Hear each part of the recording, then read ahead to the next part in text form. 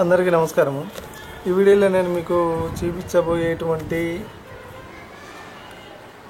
ఈ యంత్రం పేరు ఏదైనా సరే ఆడవారికి గర్భదోషాలు ఉంటే ఈ యంత్రము రాసిన తర్వాత దాని విధానం అనేది ఇప్పుడు నేను మీకు తర్వాత చెప్పడం అనేది జరుగుతుంది। అయితే ఏంటంటే ముందుగా ఏంటంటే ఈ యంత్రంని ఏ విధంగా గీయాలి అనేది నేను ఇప్పుడు మీకు చూపించబోతున్నానండి। ముందుగా ఏంటంటే నాకు మార్కర్ తోటి నేను మీకు చూపించాలి కాబట్టి పెద్ద పేపర్ మీద నేను గీస్తున్నాను మార్కర్ తోటి।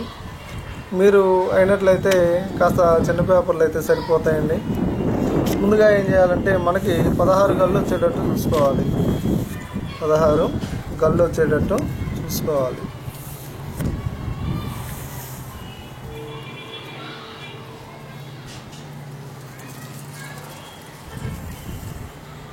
ఎటు చూసినా సరే 4 గళ్ళు ఉండేటట్టు చూడాలి।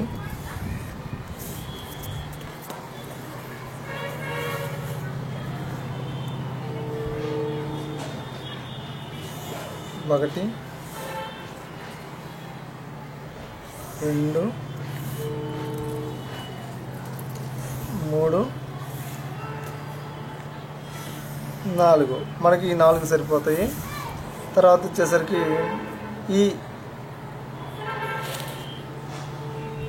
వచ్చేసరికి అడ్డం కూడా 4 తీసుకోవాలి। తర్వాత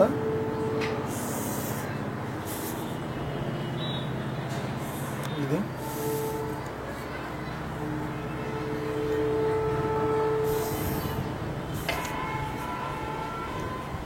తర్వాత ఇట్లా 4 16 సరైనటువంటి కరెక్ట్గా అన్ని కొలతలు పర్ఫెక్ట్గా ఉండేటువంటి విధంగా ఏంటంటే ఒక పేపర్ మీద రాసుకోవాలి। మరి ఫస్ట్ ఏం చేయాలంటే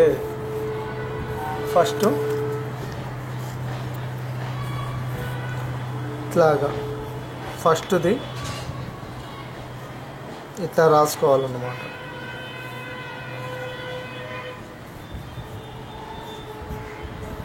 తర్వాత రెండో లెటర్ వచ్చేసరికి తాకూడదండి, ఒకదానికొకటి తాకుండా చూసుకోండి।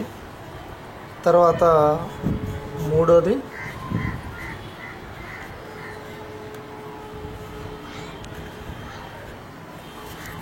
తర్వాత నాలుగోది,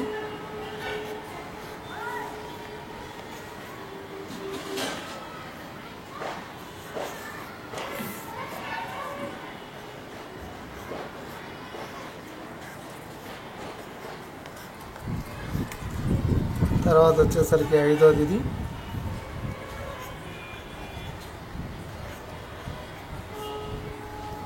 తర్వాత ఇది వచ్చేసరికి ఏడోది,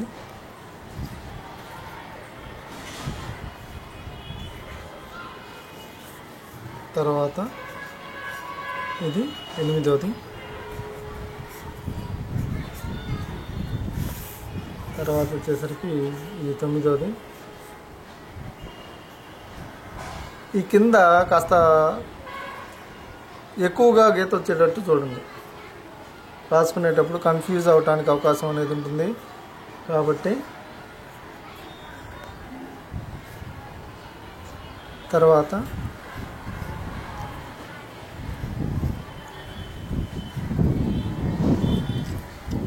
వచ్చేసరికి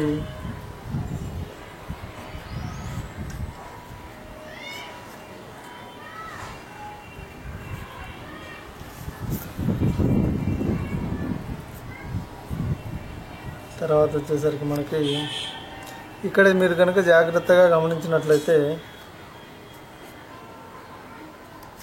ఇక్కడ కింద కాస్త మనం ఇట్లా గీసిన తర్వాత కింద బాగా ఏంటంటే ఆ లైన్ అనేది కొద్దిగా ఎక్కువ వచ్చింది కదా, ఇప్పుడు ఏంటంటే పైన ఎక్కువ వచ్చేటట్టు చూసుకోవాలి, పైన ఎక్కువ వచ్చేటట్టు చూసుకోవాలి। తర్వాత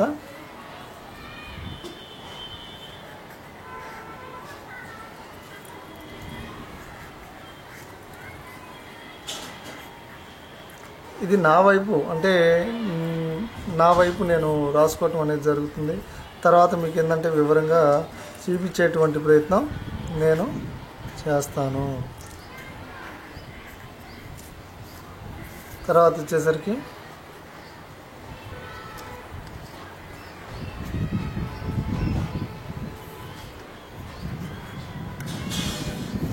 తర్వాత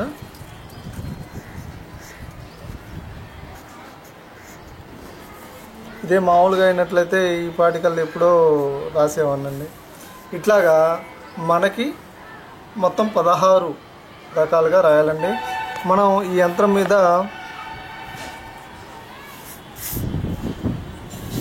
మీద వచ్చేసరికి ఇట్లాగా పక్కన రాయాలి.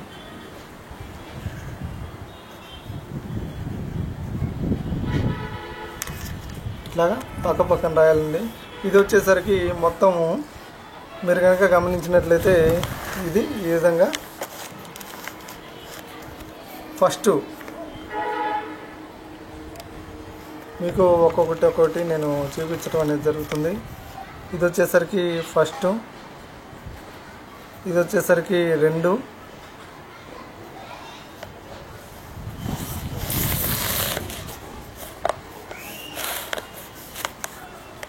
3, 4, 5, 6, 7, 8, 9, 10, 11, 12, 13, 14, 15, 16. దయచేసి ఈ అంకెలు మాత్రం మీరు రాయకండి. ఈ అంకెలు రాయకండి.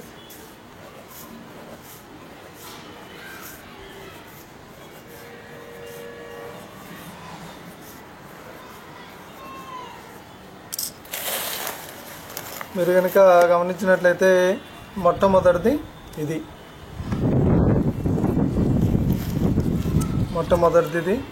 రెండోది వచ్చేసరికి ఈ విధంగా రాయాలి, మూడోది వచ్చేసరికి ఈ విధంగా రాయాలి, నాలుగోది వచ్చేసరికి ఈ విధంగా రాయాలి, తర్వాత ఐదోది వచ్చేసరికి ఈ విధంగా రాయాలి, ఐదోది వచ్చేసరికి ఈ విధంగా రాయాలి, ఆరోది వచ్చేసరికి ఈ విధంగా రాయాలి, ఏడోది వచ్చేసరికి ఈ విధంగా రాయాలి, ఎనిమిది వచ్చేసరికి ఈ విధంగా రాయాలి. తర్వాత మనకి 9 వచ్చేసరికి ఈ రకంగా రాయాలి. తర్వాత వచ్చేసరికి 10 వచ్చేసరికి ఈ విధంగా రాయాలి, 11 వచ్చేసరికి ఈ విధంగా రాయాలి, తర్వాత వచ్చేసరికి 12 వచ్చేసరికి ఈ విధంగా రాయాలి. మీరు కనుక గమనించినట్లయితే ఇక్కడ వచ్చేసరికి కిందకి కొమ్ము కాస్త ఎక్స్ట్రా రావటం అనేది జరిగింది. అట్లానే మీరు కూడా ఏంటంటే ఇక్కడ వచ్చేసరికి పైకి రావటం అనేది జరిగింది. ఇది మాత్రం జాగ్రత్తగా గమనించాలి.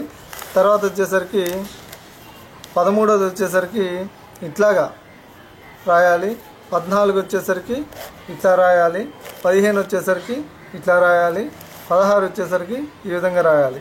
ఇట్లా రాసిన తర్వాత ఏం చేయాలి అంటే మనకి మొత్తం 8 పేపర్లు తీసుకోవాలి. మొత్తం 8 పేపర్లు తీసుకోవాలి. దానిపైన ఈ అక్షరాలు రాయండి.